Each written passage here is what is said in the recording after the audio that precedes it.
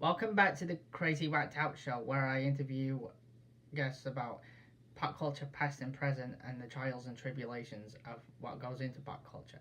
And joining me here is a returning guest. You may know him as the head writer of Beavis and Butt-Head, the current series. He also worked on the writer on Futurama and Veep. Please welcome Lew Morton. Hi, Zach. Good to be here. The first two seasons had their first run on Paramount Plus, but season three is airing on Comedy Central first. Any reason for this change? I'm sure there is, but whatever reason that is, I feel like was made high up the corporate ladder and not something I'm privy to. But it'll be the same show. Yep, nothing's changed. No. I think I think it's probably because Paramount Plus was declining in subscribers, and they thought they could get a bigger audience through Comedy Central, even though that the new series is doing well. Um, I imagine it's probably less that they're giving up on Paramount Plus, which I don't think they are, and more that they want to make Comedy Central and sort of a center for animation. I would guess. I would guess it's something like that. Oh yeah. From the trailer, this hold on. From the trailer, this looks like it pushes the boys' antics to the extreme compared to the first two seasons. Are the antics they get up to more daring? I hope so. We're always trying to top ourselves. Um, yeah, I feel like it's in spirit the same show it was the first couple seasons, and hopefully it's even funnier. Hopefully it is a little bit. I mean, in the sense, like, in one of the trailers, it shows that Beavis has blown his ear off, Yeah. and they try and get a sunburn or something. Oh yeah, there's one where they get a can of mace and they think it's cologne. Oh yeah, They're spraying. They're spraying. That's an episode where they're spraying themselves with mace because they think it'll help them score. that's a, that's gonna be. Todd and Stewart appear to be making an appearance this season. Any reappearances from the old characters? Todd and Stewart are the main characters coming back this year. I think we're doing another smart Beavis and Butthead at the end of the season, where we'll see the smart versions of some of our old legacy characters, but for the most part, um, we're gonna see old Todd and Stewart will come back. The Smart Universe version of Daria appeared in season two. Will normal Daria appear in the show? I don't believe so. I think that is it's sort of a rights issue, and it's one part like a rights issue, like you think of like copyright in one sense, a rights issue that like Daria had her own show that Mike Judge wasn't really involved with, and so it's really up to those people to bring Daria back if they want to. There was going to be a spin off, but that got written off. Yeah, I remember hearing about that. I don't know what happened. It got written off. It's gone. Well, MTV dropped it basically, and they said that they could shop the rights somewhere else. Oh, how odd. Okay. The trailer teased the return of Old Cornholio. Can you shed any light on that? Oh, yeah, we're gonna see Beavis 30 years later is still able to turn into Cornholio. I don't want to give anything away from it, but that's our big Cornholio episode this year. Will the new season eventually be on Paramount Plus? Yes. How?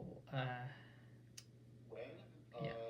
When depends entirely on, as I understand it, let me have this wrong. It depends entirely on them selling, like the deals they make with the people who advertise on Beavis and Butthead, because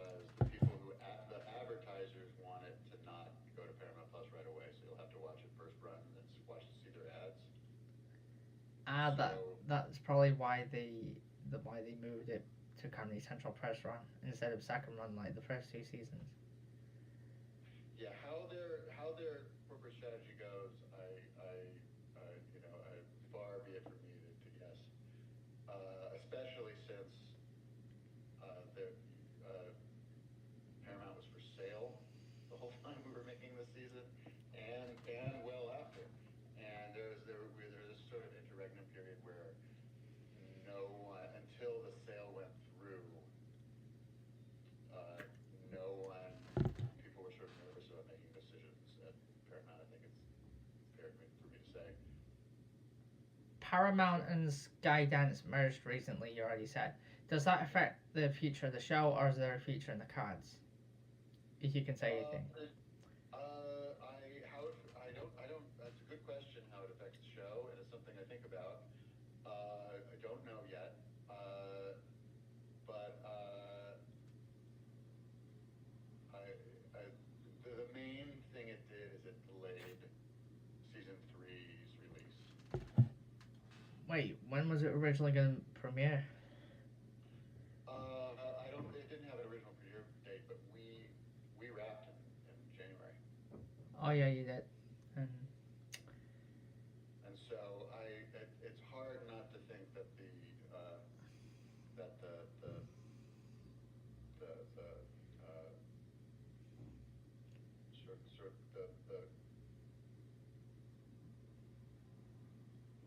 the sort of uncertainty at Paramount related to the sale either going through or not going through made it harder for them to make decisions. But it delayed our season 4 pickup, I think it's fair to say too. oh yeah, and well, I've asked this in our last interview, but will middle-aged B&B, normal B&B, and smart B&B all meet beyond the universe?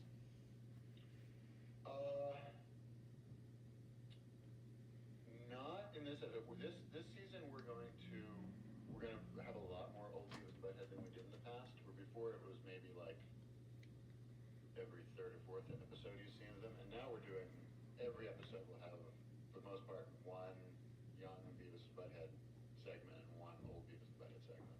So the show is pretty much split now between with them old and them young. And smart Beavis and Butthead, they only get one episode.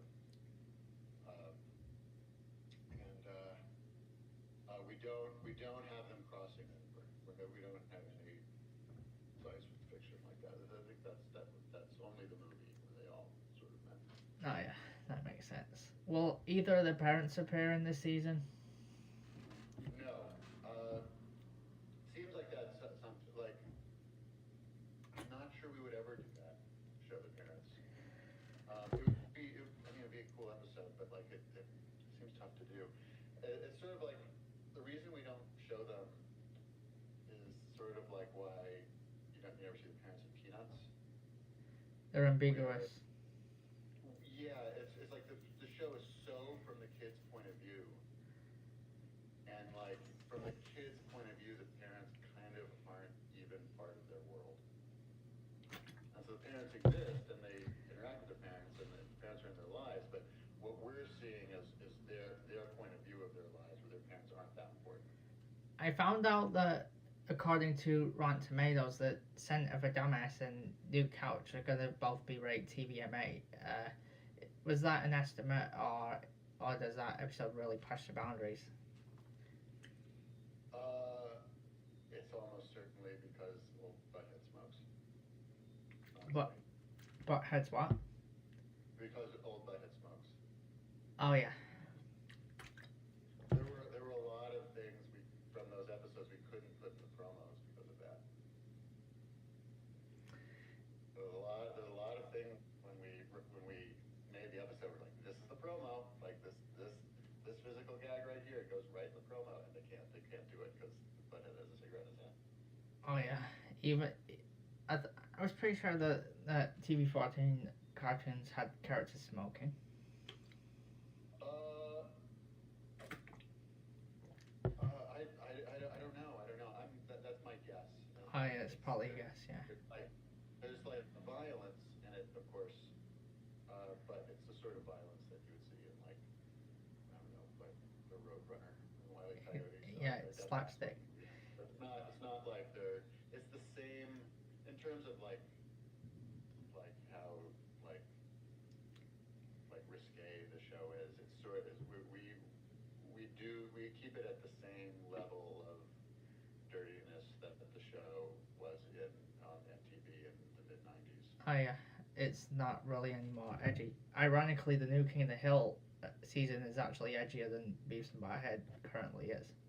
Really, what do they do? Like they bleep out f bombs and everything. Whereas Okay. on Beavis and Butt-Head they don't do that. No, Beavis and Butthead are kind of innocent. But then again, it's bleeped anyway, so it's not. Yeah. What I was gonna say was, King of the Hill has also returned this August. Any plans for a crossover, or do they live in their own separate universes? No, I think we'll keep them in their own separate universes. Have you ever met Saladin K. Patterson? Since you're both. I never have. I'd like to. I know his reputation, which is fantastic, and like we have a bunch of friends and ex-coworkers in common, but I've never met him. I mean, since you're both assisting Mike Judge. Yeah, we should meet. Yeah. When they do Cornholio episodes, how much of Cornholio's gibberish dialogue is scripted, and how much is just Mike Judge making stuff up on the fly? Good question. We try to write it, and then like he sort of goes off on the fly, and like it's typically better.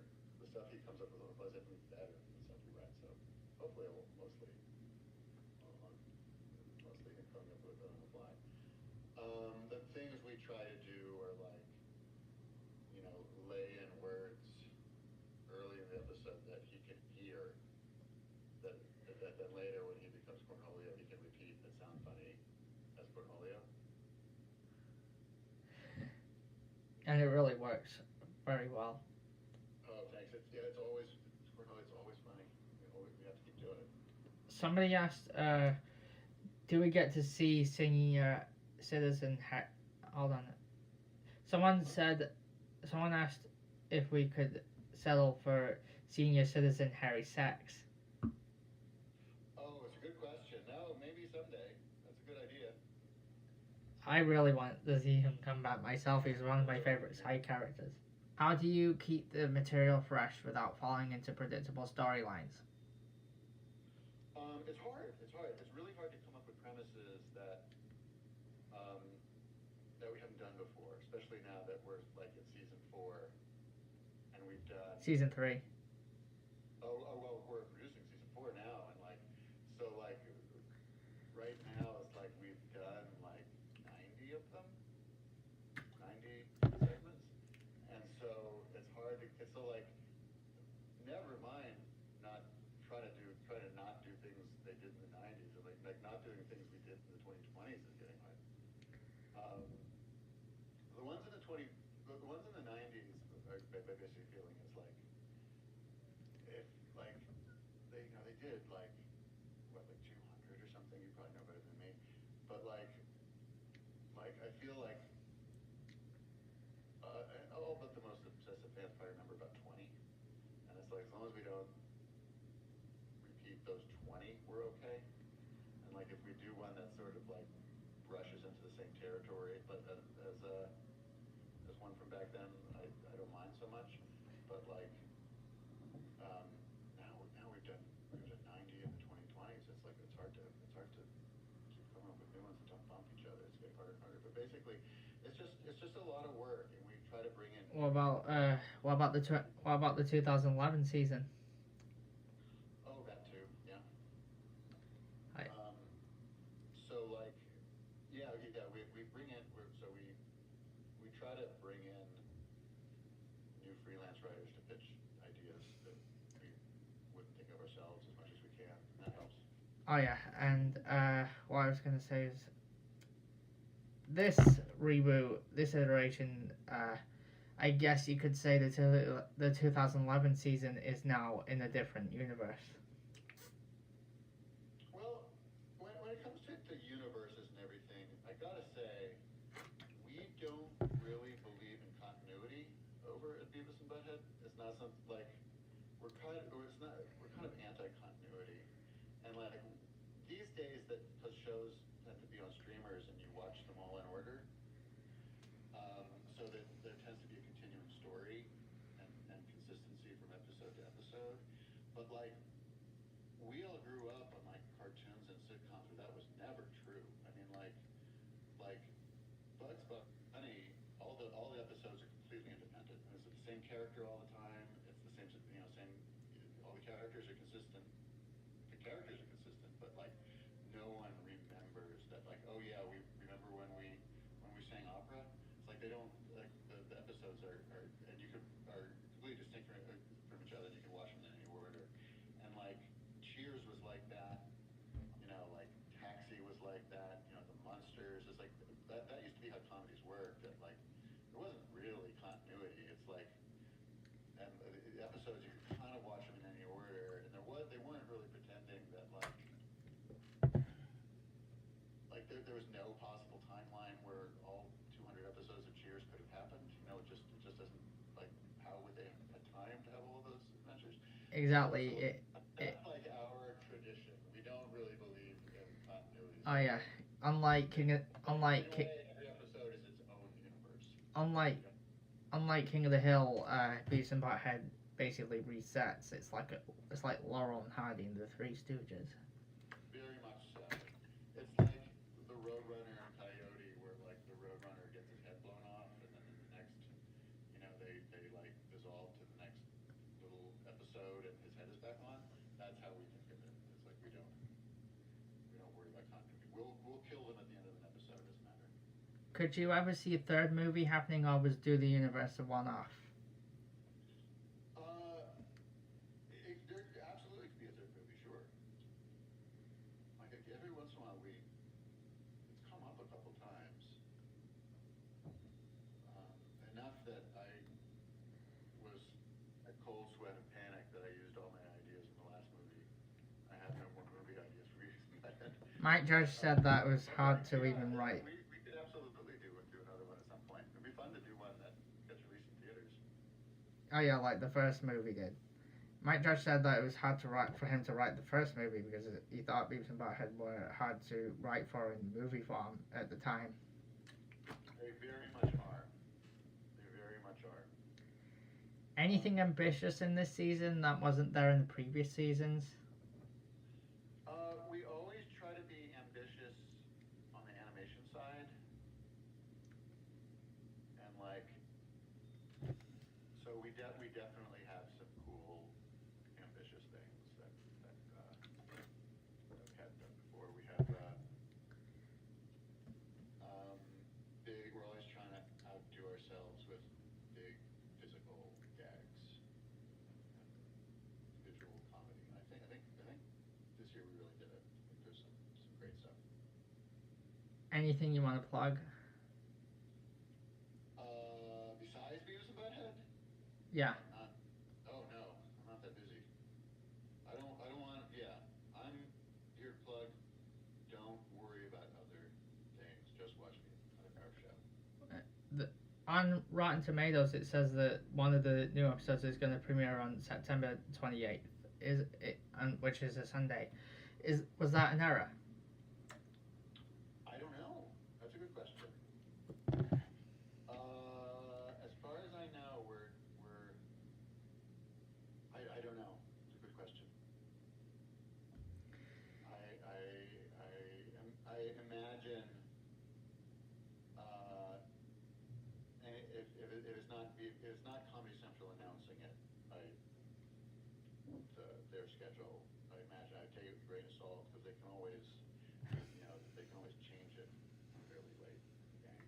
Yeah. I basically. When we start, we come Wednesday. We premiere. I'd take what they'd say with a grain of salt on that one. Yeah. But they don't ask me, so I don't know. It was great talking to you, Lou. Oh, it was great talking to you. Thanks for supporting the show. You're welcome. My viewers, please tune into Beavis and Butt-Head at 10 p.m. / 10:30 p.m., 9:30 p.m. and 10 p.m. Central on Comedy Central Wednesday night after South Park.